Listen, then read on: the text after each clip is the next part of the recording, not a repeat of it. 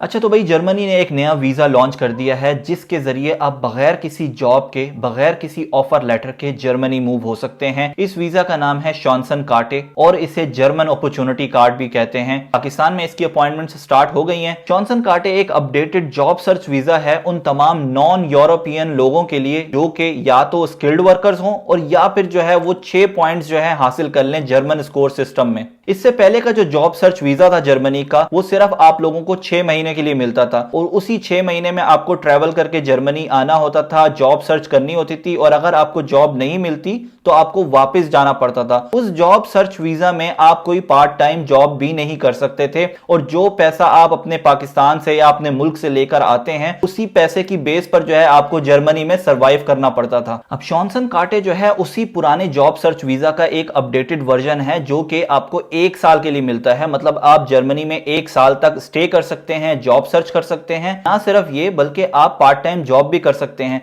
Part time job 20 घंटे तक आपको अलाउड है और जब आप 20 घंटे तक पार्ट टाइम जॉब करेंगे, पैसा कमाएंगे तो उसी पैसे की बेस पर आप सरवाइव भी कर सकते हैं। और उसी 1 साल में रहते हुए एक दफा अगर आपको जॉब मिल जाती है तो यही शॉन्सन कार्टे वीजा जो है आप फर्दर 2 सालों के लिए एक्सटेंड भी कर सकते हैं। मतलब ये वीजा टोटल 3 सालों का है। इस वीजा की एक्सटेंशन अप्लाई करने का तरीका बस यही है कि आपको अपने डॉक्यूमेंट्स जो है लोकल फॉरेनर्स ऑफिस में जमा करवाने होंगे। तो जी, अगर मैं शॉन्सन कार्टे वीजा के बेनिफिट्स के बारे में बात करूं तो ये एक फास्ट, सिक्योर और लीगल वे है जर्मनी में एंट्री हासिल करने का। दूसरा बेनिफिट आपको यह मिलेगा कि पार्ट टाइम जॉब अलाउड है तो मतलब आप पैसा भी कमा सकते हैं, अपना गुजारा कर लेंगे। तीसरा बेनिफिट आपको यह मिलेगा कि यार इस वीजा के थ्रू आपको वर्क परमिट मिल जाता है। और चौथा बेनिफिट यह है कि आगे जाकर आपको जर्मन परमानेंट रेजिडेंसी भी मिल जाएगी। अच्छा, अब एक दफा इस जर्मन अपॉर्चुनिटी कार्ड की बेस पर आप जर्मनी एंट्री हासिल कर लेते हैं और आपको जॉब मिल जाती है तो आपने क्या करना है, आपने उसके बाद इस शॉन्सन कार्टे वीजा को कन्वर्ट करवाना है ब्लू कार्ड में या वर्क वीजा में। ब्लू कार्ड बेसिकली मिलता है हाईली क्वालिफाइड प्रोफेशनल्स को। अगर आपको ब्लू कार्ड मिल जाता है तो आपने तकरीबन 27 महीने गुजारने हैं वो जॉब करते हुए और उसके बाद आप जर्मनी की परमानेंट रेजिडेंसी के लिए अप्लाई कर सकते हैं। अगर आपको वर्क वीजा मिलता है तो आपने उसके बाद 3 साल गुजारने हैं और उसके बाद आप जर्मनी की परमानेंट रेजिडेंसी के लिए अप्लाई कर सकते हैं। तो अगर मैं पूरा प्रोसेस आपको बताऊं तो प्रोसेस क्या होगा कि यार सबसे पहले आपने शॉन्सन कार्टे वीजा हासिल करना है, जर्मनी आना है, जर्मनी आकर जॉब हासिल करनी है। उसके बाद आपको ब्लू कार्ड या वर्क वीजा मिल जाएगा और ब्लू कार्ड या वर्क वीजा मिलने के बाद आपने एक पर्टिकुलर टाइम पीरियड गुजारने के बाद जर्मनी की परमानेंट रेजिडेंसी अप्लाई करनी है, वो आपको पीआर मिल जाएगी। तो उसके बाद आपने 5 साल गुजारने हैं, उसके बाद आपको जर्मनी का पासपोर्ट मिल जाएगा। अच्छा, इस शॉन्सन कार्टे वीजा में जर्मनी ने एक और एडिशन किया है।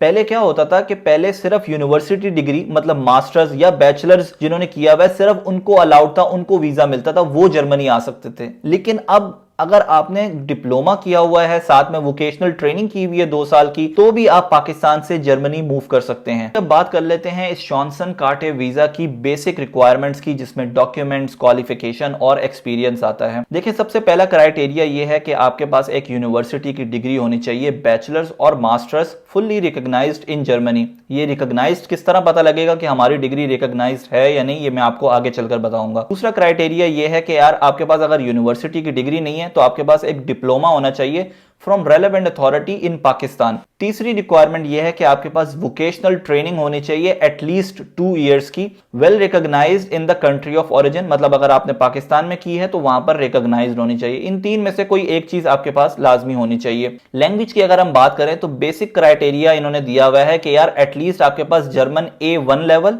या इंग्लिश की अगर बात करें तो B2 लेवल, मतलब 5.5 to 6 बैंड्स बनते हैं, ये एटलीस्ट आपके पास होनी चाहिए। प्रूफ ऑफ लिविंग की अगर हम बात करें तो 1 साल के एक्सपेंसेस बर्दाश्त करने के लिए जो है ना आपके पास पैसे होने चाहिए। उसके लिए इन्होंने लिखा हुआ है कि आपको एक ब्लॉक अकाउंट खुलवाना पड़ेगा और 1 महीने के एक्सपेंसेस इन्होंने बताए हुए हैं 1027 यूरोस। पूरे साल के बनते हैं 12,324 यूरोस। ये आपके अकाउंट में होने चाहिए। प्रेफरेबल ये है कि आप एक ब्लॉक अकाउंट खुलवा लें जिसके 90 यूरो सेटअप फी लगती है, वो अकाउंट खुलवाएं, उसमें ये पैसा डलवा दें। ब्लॉक अकाउंट का मतलब ये है कि ये पैसे हमने इस अकाउंट में डलवा दिए हैं और जब हम जर्मनी आएंगे तो अपना सारा खर्चा जो है ना हम इसी बैंक अकाउंट से यूज करेंगे। प्रूफ ऑफ लिविंग की 2 एग्जाम्पशन इन्होंने दी हुई हैं। पहली एग्जाम्पशन ये है कि यार अगर आपकी जर्मनी में ऑलरेडी जॉब हो गई है तो फिर आपको ब्लॉक अकाउंट खुलवाने की कोई जरूरत नहीं है। और दूसरी एग्जाम्पशन ये है कि अगर आपको कोई जर्मनी से स्पॉन्सर कर देता है तो भी आपको ब्लॉक अकाउंट खुलवाने की या बैंक अकाउंट में पैसे दिखाने की जरूरत जरूरत नहीं होगी। अब जो है जरा बात कर लेते हैं डिप्लोमा होल्डर्स के बारे में कि यार अगर आपने डिप्लोमा किया हुआ है तो आपके पास एटलीस्ट 6 पॉइंट्स होने चाहिए। डिप्लोमा जो है 2 साल का होना चाहिए और वो जो है रिकॉग्नाइज होना चाहिए पाकिस्तान से। प्रूफ ऑफ लिविंग हो गया या पूरे साल के कितने पैसे होने चाहिए वो बिल्कुल सेम रहेगा। लैंग्वेज की रिक्वायरमेंट बिल्कुल सेम रहेगी। अच्छा जी, अब मैं आपको एक्सप्लेन कर देता हूं इस पूरे पॉइंट सिस्टम को कि ये जो 6 पॉइंट्स के बारे में बात की हुई है, ये 6 पॉइंट्स आपने कैसे जमा करने हैं। अगर आपके पास कोई फॉरेन प्रोफेशनल क्वालिफिकेशन है जो कि पार्शियली रिकॉग्नाइज्ड है इन जर्मनी। पार्शियली रिकॉग्नाइज्ड का मतलब ये है, फॉर एग्जांपल कि अगर मैंने चार्टर्ड अकाउंटेंसी कंप्लीट की हुई है तो उसमें कुछ कोर्सेज या कुछ सब्जेक्ट्स जो हैं वो जर्मनी में रिकॉग्नाइज्ड हैं और कुछ रिकॉग्नाइज्ड नहीं है। अगर वो पार्शियली रिकॉग्नाइज्ड होते हैं तो मुझे 4 पॉइंट्स मिल जाएंगे। इसके अलावा अगर मेरे पास परमिशन है to practice a regulated profession, जिसमें टीचिंग आती है, नर्स आता है या इंजीनियरिंग आती है, बहुत रेयर केस में इस चीज की परमिशन मिलती है। अगर ये परमिशन आपके पास है तो आपको 4 पॉइंट्स मिल जाएंगे। फिर अगर आपके पास पिछले 7 सालों में 5 सालों का प्रोफेशनल वर्क एक्सपीरियंस है तो आपको 3 पॉइंट्स मिलेंगे। फिर इसके अलावा अगर आपके पिछले 5 सालों में 2 साल की वोकेशनल ट्रेनिंग है या प्रोफेशनल एक्सपीरियंस है तो आपको 2 पॉइंट्स मिलेंगे। अगर आपका प्रोफेशन बॉटलनेक प्रोफेशंस में आता है, बॉटलनेक प्रोफेशन बोलते हैं वो प्रोफेशंस जिनकी शॉर्टेज है जर्मनी में, जिस तरीके से medical doctors, service managers, construction related और मोटर व्हीकल टेक्नोलॉजी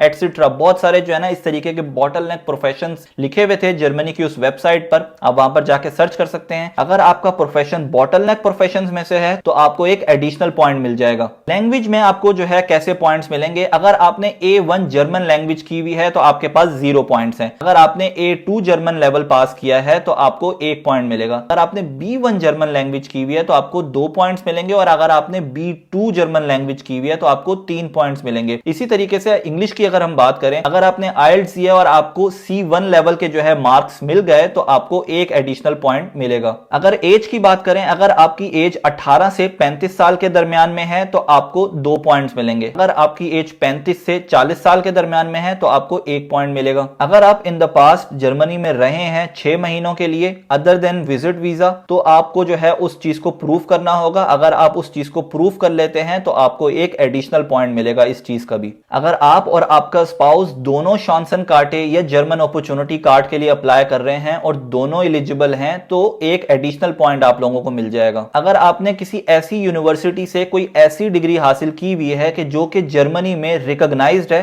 तो इस पूरे पॉइंट सिस्टम में आपको ख्वार होने की जरूरत नहीं है। ये सिर्फ डिप्लोमा होल्डर्स के लिए था। अच्छा, अब आपकी यूनिवर्सिटी की डिग्री जो है रिकॉग्नाइज्ड है या नहीं वो कैसे पता चलेगा, वो मैं यहाँ स्क्रीन बैकग्राउंड में जो है ना आपको दिखा देता हूँ। NABIN डेटाबेस है एक, उधर जाना है आपने, उस वेबसाइट पर जाना है, वहां पर जाकर आपने अपनी यूनिवर्सिटी का नाम लिखना है। यूनिवर्सिटी का नाम लिखने के बाद जब आप सर्च पे क्लिक करेंगे, अगर उस यूनिवर्सिटी का नाम आ जाता है, वो डिग्री जो आपने की हुई है वो आ जाती है, वहां पर H+ लिखा होता है, इसका मतलब है कि रिकॉग्नाइज्ड है। H- अगर लिखा होता है तो इसका मतलब है कि ये डिग्री जो है रिकॉग्नाइज्ड नहीं है। H+ H- अगर लिखा होता है तो इसका मतलब है कि ये पार्शियली रिकॉग्नाइज्ड है, कुछ कोर्सेज रिकॉग्नाइज्ड हैं और कुछ कोर्सेज रिकॉग्नाइज्ड नहीं है। अगर आपको अपनी डिग्री रिकॉग्नाइज करवानी है तो उसके लिए आपको एक और वेबसाइट पर जाना पड़ेगा जिसका नाम है ZEB। वहां पर जाके आपको 200 यूरोस जो है पे करने पड़ेंगे। 200 यूरोस आप पे करें, अपनी डिग्री रिकॉग्नाइज करवाएं। रिकॉग्नाइज करवाने के बाद जो है शॉन्सन कार्टे वीजा के लिए अप्लाई करके वो वीजा हासिल करें, जर्मनी ट्रेवल करें और वहां पहुंचकर मुझे आप अपनी अच्छी सी दुआओं में याद रखिएगा। अगर कोई आपके सवालात हो तो कमेंट सेक्शन में जरूर पूछें, मैं जरूर आपको रिस्पॉन्ड करूंगा। वीडियो अगर आपको फायदेमंद लगी हो, इन्फॉर्मेटिव लगी हो तो इसको लाइक कर दीजिएगा, अपने दोस्तों के साथ लाजमी शेयर कीजिएगा और मेरे चैनल को जो है सब्सक्राइब करना मत भूलिएगा। मिलते हैं इंशाल्लाह नेक्स्ट वीडियो में।